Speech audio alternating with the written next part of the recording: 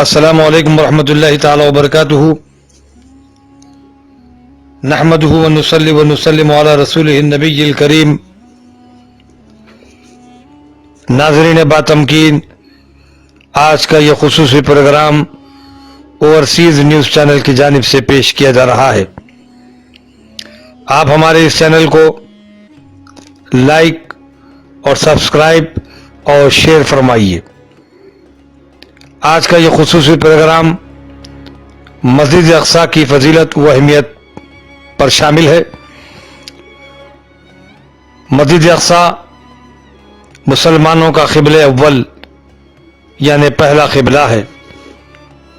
مسجد اقصی فلسطین کے مشہور شہر یروشلم میں واقع ہے، جس کا دوسرا نام بیت المقدس ہے، اور یہ جگہ ہمیشہ سے بتوں سے پاک اور صاف رہی، اس وجہ سے اس کو بیت المقدس کہا جاتا ہے۔ اقصی کے معنی دور کے ہے، کیونکہ کعبہ شریف سے یہ مقام اور یہ مسجد دور ہے، اس وجہ سے اس کو مسجد اقصی کہا جاتا ہے، اور یہ مکہ مکرمہ سے تقریباً 1480 کلومیٹر کے فاصلے پر موجود ہے۔ خانہ کعبہ رحمت الہی کا مرکز ہے، جہاں ہر آن، ہر لمحہ، ہر وقت، ہر ساتھ اللہ تعالی کی رحمتوں کی بارش نازل ہوتی رہتی ہے۔ حضرت ابو ذر غفاری رضی اللہ تعالیٰ عنہ فرماتے ہیں، میں نے ایک مرتبہ سرور کون و مکان رحمت کونین صلی اللہ تعالی علیہ وسلم سے دریافت کیا کہ سب سے پہلے زمین پر تعمیر کی جانے والی مسجد کون سی ہے؟ حضور صلی اللہ تعالی علیہ وسلم نے ارشاد فرمایا، زمین پر سب سے پہلی تعمیر کی جانے والی مسجد مسجد حرام ہے۔ میں نے سوال کیا، یا رسول اللہ صلی اللہ تعالی علیہ وسلم، پھر کون سی مسجد تعمیر کی گئی؟ تو آپ نے فرمایا، مسجد اقصی۔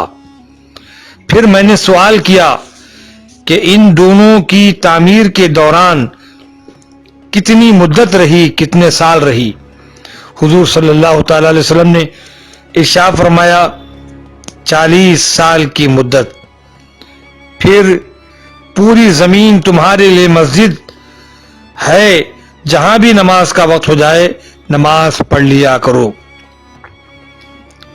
اس حدیث شریف سے معلوم ہوا کہ مسجد حرام کے پہلے معمار حضرت آدم علیہ السلام ہیں، اور مسجد اقصی کے اولین تعمیر کرنے والے حضرت آدم علیہ السلام یا آپ کے کوئی فرزند ہیں۔ مسجد اقصی کی دوبارہ تعمیر کا آغاز حضرت داؤد علیہ السلام سے ہوا، اور اس کی تکمیل حضرت سلیمان علیہ السلام نے فرمائی۔ حضور صلی اللہ تعالی علیہ وسلم نے مکہ شریف سے مدینہ منورہ تشریف لائے تو 16 یا 17 مہینوں تک بیت المقدس کی طرف رخ کر کے نماز ادا فرماتے رہے۔ خدا کے حکم سے حضور صلی اللہ تعالی علیہ وسلم کی رضا سے کعبہ شریف مسلمانوں کا قبلہ ہوا، اور جہاں سے سرکار دو عالم صلی اللہ تعالی علیہ وسلم نے حالت نماز میں کعبہ شریف کی طرف رخ فرمایا، تو اس مسجد کو مسجد قبلتین کہا جاتا ہے۔ پہلے مسجد اقصی کی طرف، پھر بعد میں مسجد حرام کی طرف رخ کیا گیا، تو اس وجہ سے اس مسجد کو مسجد قبلتین کہا جاتا ہے، اور یہ 2 ہجری میں تحویل قبلہ کا واقعہ ہوا۔ سورہ بنی اسرائیل 15ویں پارے میں مسجد حرام سے مسجد اقصی تک کے سفر معراج کو بیان کیا گیا جس کا انکار کرنے والا کافر ہے۔ مسجد اقصی کے طرف ہم نے برکتیں رکھی ہیں تاکہ ہم اپنے محبوب کو قدرت کی نشانیاں دکھلائیں۔ علماء نے کہا کہ اس سرزمین کو یہ اعزاز و شرف حاصل ہے کہ یہاں پر کثرت سے انبیاء کرام بھیجے گئے اور یہاں انبیاء کرام کے مزارات مقدسہ بھی موجود ہے۔ انبیاء کرام کے مزارات اور مسجد اقصی کی وجہ سے یہ مقام باعث برکت، باعث رحمت ہے۔ تو سوچئے کہ نبیوں کے مقام کا یہ عالم ہے تو امام الانبیاء سید الانبیاء صلی اللہ تعالی علیہ وسلم کے مقدس مقام عرش نازک تر مدینہ منورہ کا کیا عالم ہوگا۔ اور بتایا جاتا ہے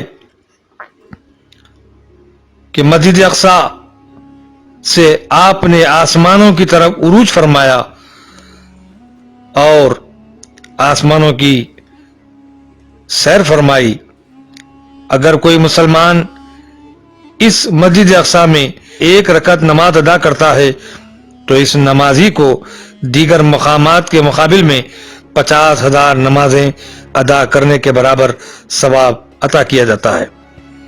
حضور صلی اللہ تعالی علیہ وسلم نے ارشاد فرمایا کہ جس نے مسجد اقصی سے مسجد حرام کے لیے حج یا عمرے کا احرام باندھے تو اس کے اگلے اور پچھلے گناہ معاف کر دیے جاتے ہیں یا جنت اس کے لیے واجب ہو جاتی ہے۔